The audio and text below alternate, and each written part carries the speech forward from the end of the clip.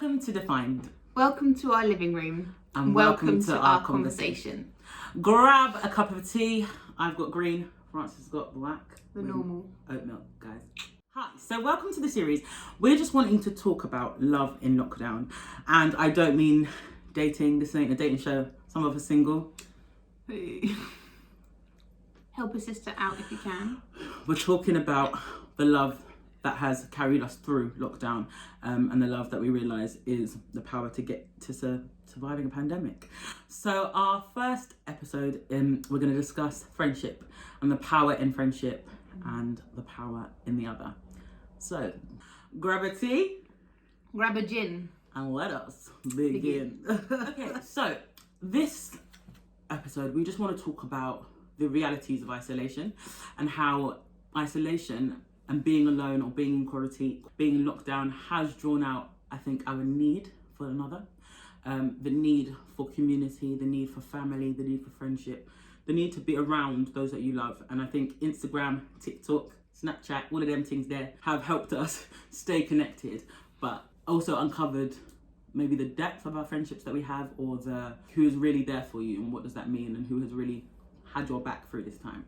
I'm a real introvert. And lockdown has been, at the beginning it was beautiful. It meant that I could just be on my own a lot. It meant that I didn't have to be surrounded by people all the time. However, it's really highlighted my need for other people. I never thought that I would really say that. I never thought that I was a needy person, but I realised I am.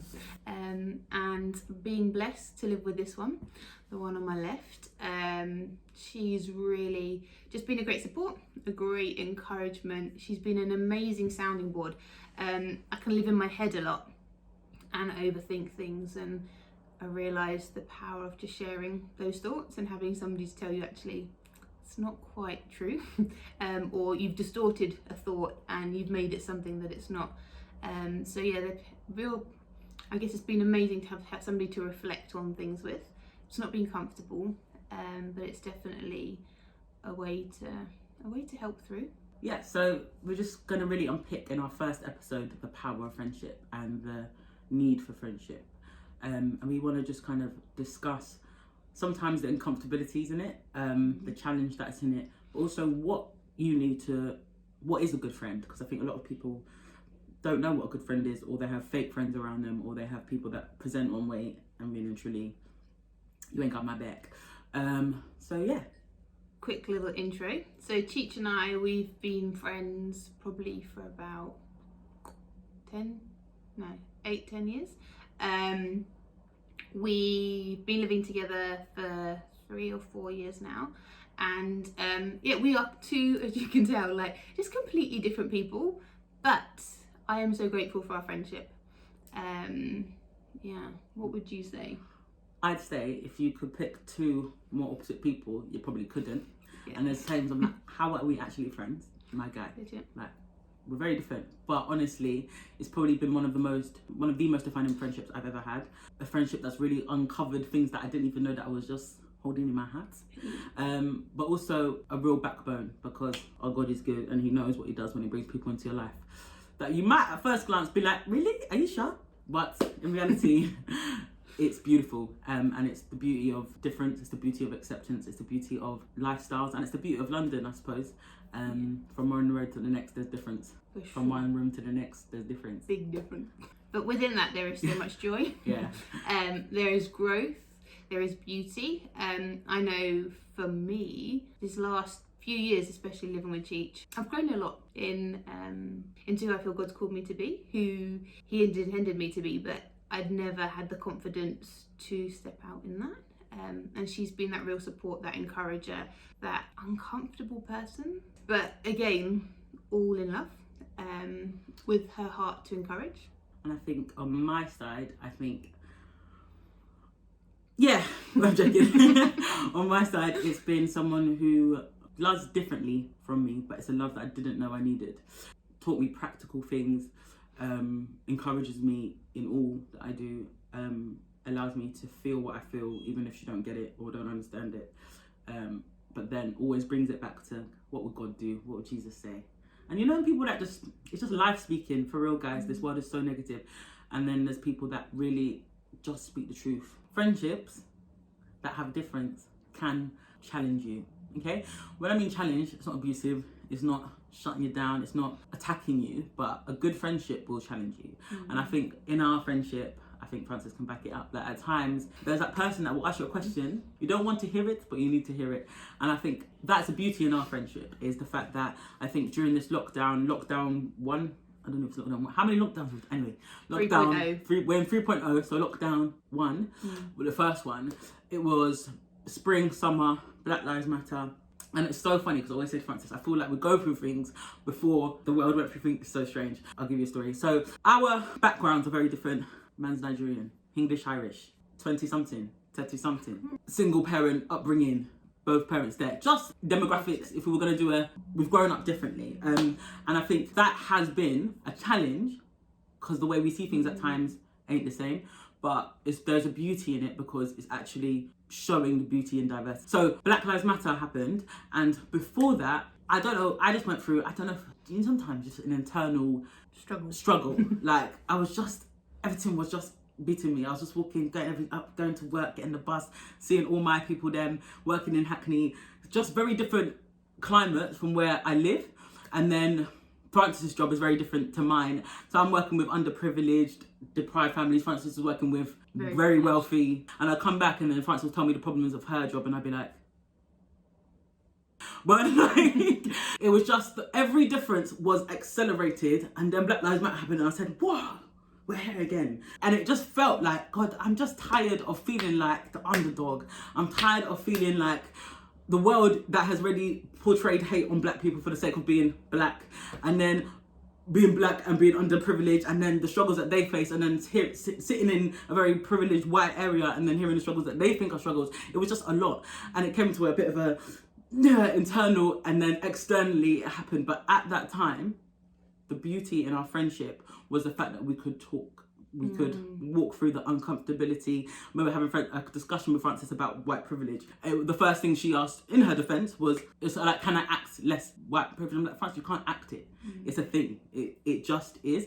I think it tested us. I think there was times I was just like, I'm going to admit it. But actually, to walk through that in the actual complexities of learning and understanding where we come from and seeing that the black struggle is a struggle, that there's things that you have are not afforded to me. But being able to discuss those, walk through the uncomfortability, bring out the things, the areas in my heart that that's just insecurity. That is insecurity based on prejudice, insecurity based on racism, insecurity based on experience.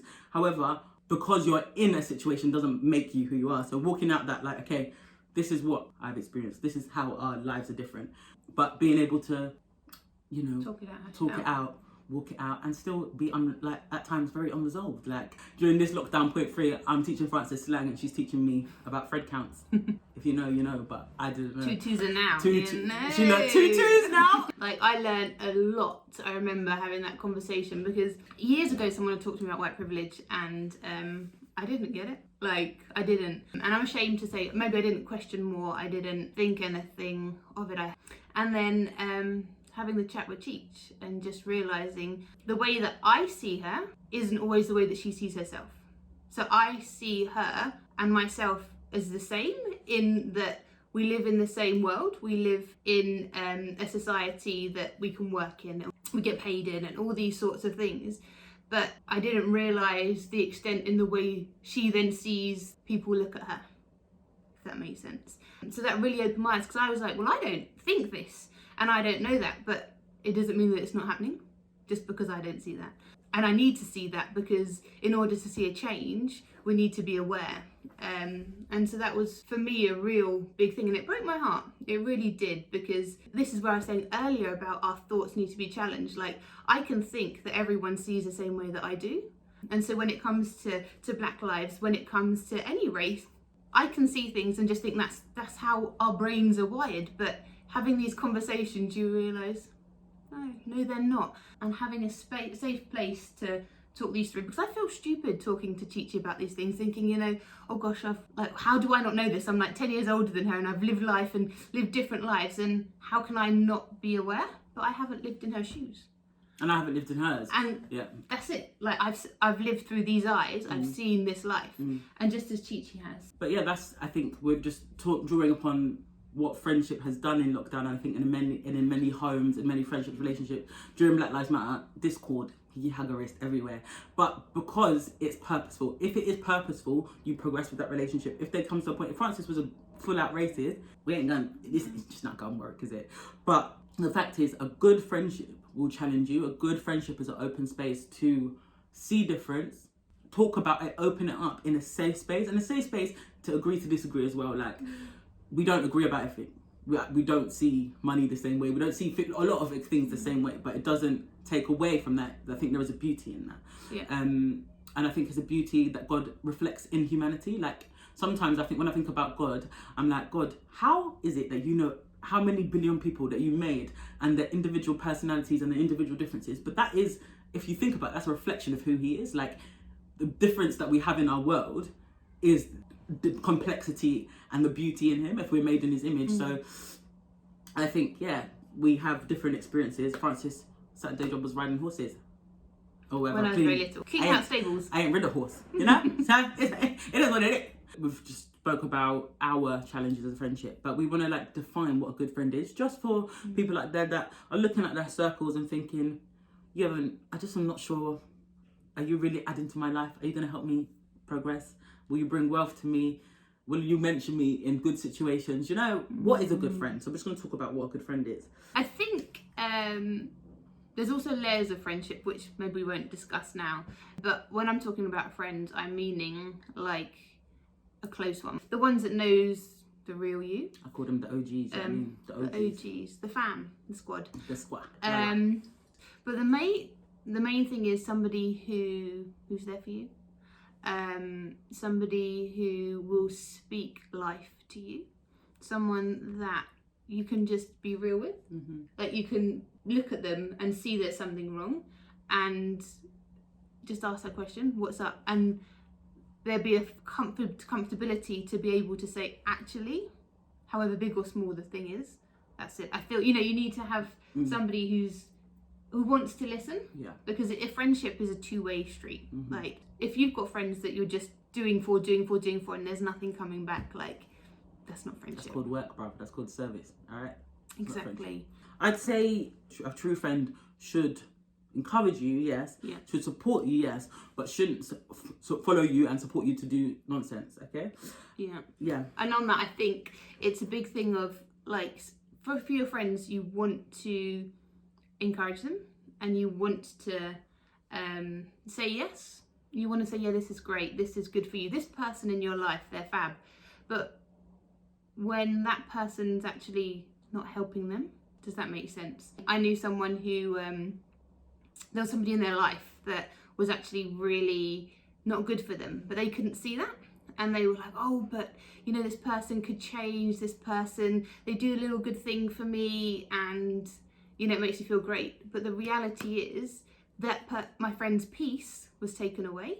And for me to say, oh yeah, I see that good thing that this person does for you is great. The reality is there's so much that they're not doing. And so I had to step in and just say, you know what?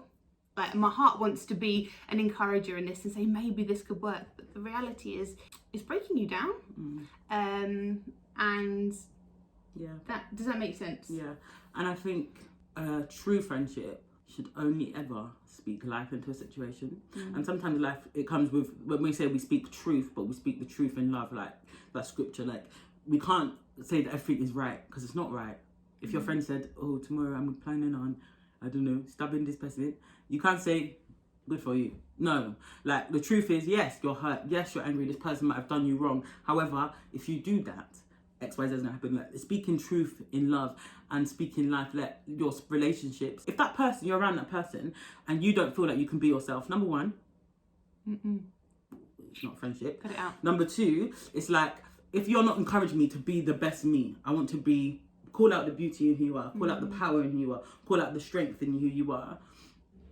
That will then see you through more better than me, again, appeasing you. So again, speak life. There's so, as I said earlier, like, when you go on Instagram, when you go on all these platforms and the access to nonsense trollers and nonsense haters, like, people really are out here just hating with their mouth, with full energy typing.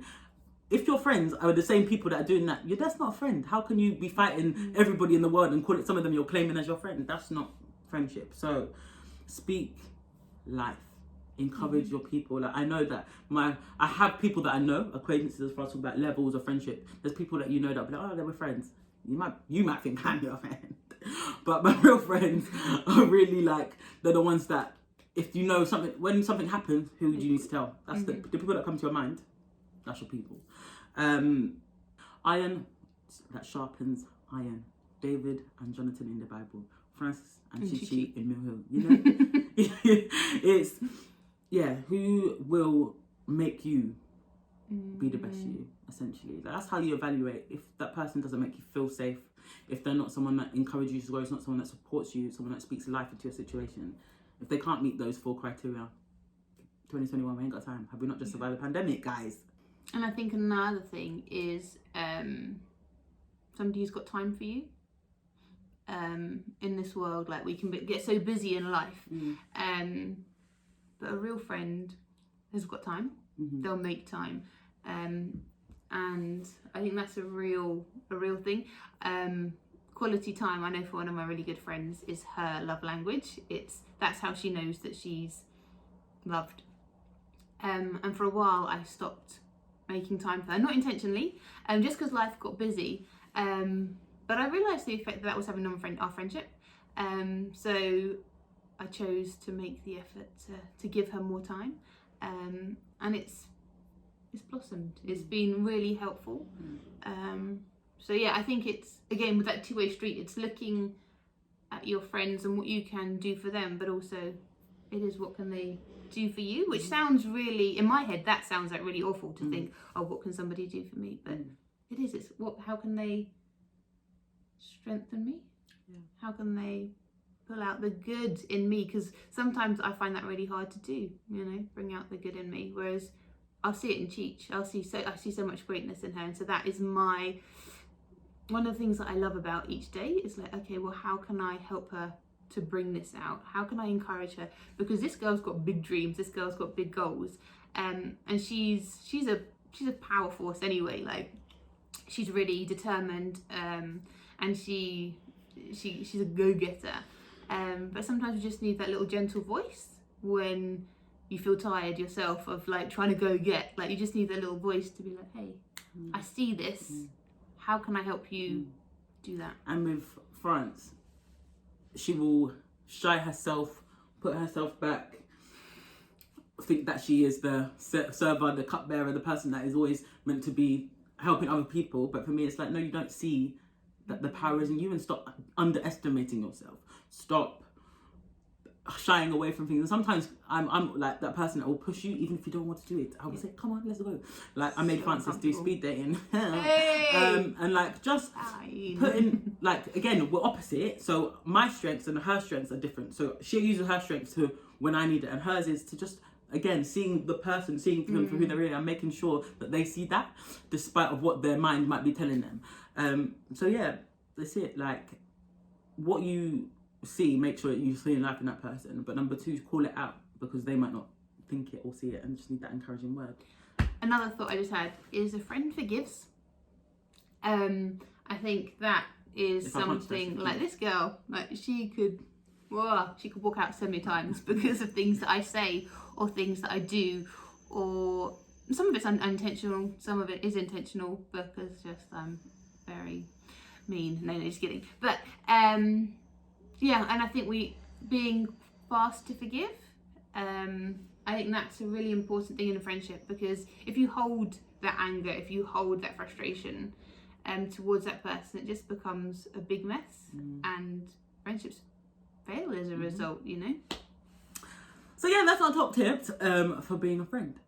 So obviously, as this is our conversation, we just want to leave you with some questions that you can let us know, feedback in the comments. Number 1, what would you say is a good friend? What are you doing in 2021 to be a better friend to those around you?